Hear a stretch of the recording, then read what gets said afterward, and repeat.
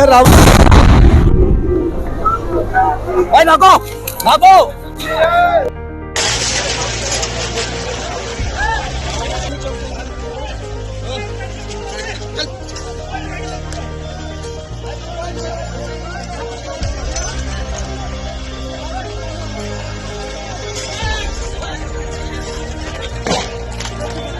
मैया 10 नभेम्बर 2025 समबार मोनाबिलि 6:52 रिंगायाव दिल्लीनि Lal Qila metro' station gate number 1 नि साखाथियाव लाखिनानै दोननाय गंसे गुफुर गाबनि Hyundai i20 कारखौ मोनसे गोख्रों बेरफ्रुनाया सिलिंखार खालामो।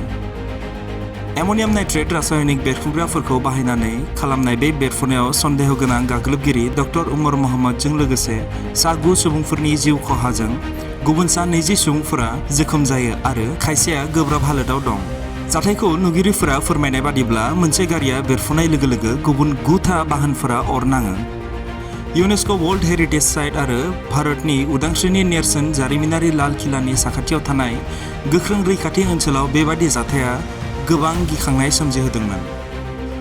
मोनाबिलि 6:55 रिंगायाव दिल्ली अर खोमोरग्रा सिबिथाया हरखाब कल मोनो आरो थाबैनो गं 7 खोमोरग्रा गारिफोरखौ दैथायहरो, जेराव गं 15 केट एम्बुलेन्सफोरा जोखोम जानाय सुबुंफोरखौ खाथिनि देहा फाहामसालिसिम दैथायहरो।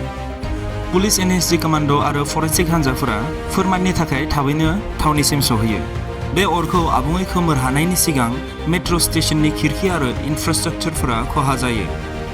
दासान्दि आयेन बेरेखा खामानि होबथानाय आयेन (UAPA), बेरफ्रुग्रा आयेन आरो भारतीय न्याय संहितानि सेक्सन 16 आरो 18 जैश-ए मोहम्मदजों सोमोन्दो थानाय मोनसे हान्जानि गेजेरजों बियो मावफुंजानाय होनना मोनथिनो मोन्दों। पुलवामानि सासे 36 बोसोर बैसोनि डक्टर उमर मोहम्मदआ सुइसाइड बम्बारमोन होनना साननाय जायो आरो गावनि हेफाजाबगिरिफोरखौ हमजानायनि खौरां मोननानै बियो डिभाइसखौ थाबैनो ट्रिगार खालामदोंमोन। बिथांनि लोगोफोर काश्मीरी डक्टर मुजम्मिल शकील आरो डक्टर आदिल राथरखौ बे जाथायनि सिगां मैया खानाय जादोंमोन।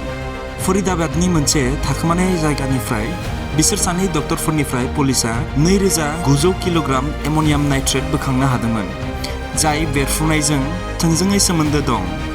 2013 मडेल i20, जाय 2014 आव गिबियाव हारियानानि गुरुग्रामाव मोहम्मद सलमाननि मुङाव रेजिस्टार जादोंमोन, मैयानि जाथायनि सिगां बे गारिया गोबां बिगोमाफोरनि गेजेरजों जानानै थांदोंमोन। 18 दान सिगां पुलवामानि तारिकनो बे गारिखौ फाननाय सलमानखौ डक्टर उमरनि लोगो होननानै सन्देह खालामना मैया समबारखालि मोनायाव गुरुग्रामाव सोंथि खालामनो थाखाय खायो। सलमानआ लेनदेनखौ गनायना लादोंमोनब्लाबो बेनि गाज्रि बाहायनायनि बागै जेबो मोनथियाखैमोन होनना फोरमायो। बिबानगिरिफोरा आथिखालाव ओनसोलारि हान्थामेला मावख'जों क्रस चेक खालामगासिनो दं आरो गुबुन गुबुन हादोरसाफोराव बायगिरिफोरनि चेनखौ ट्रेस खालामगासिनो दं।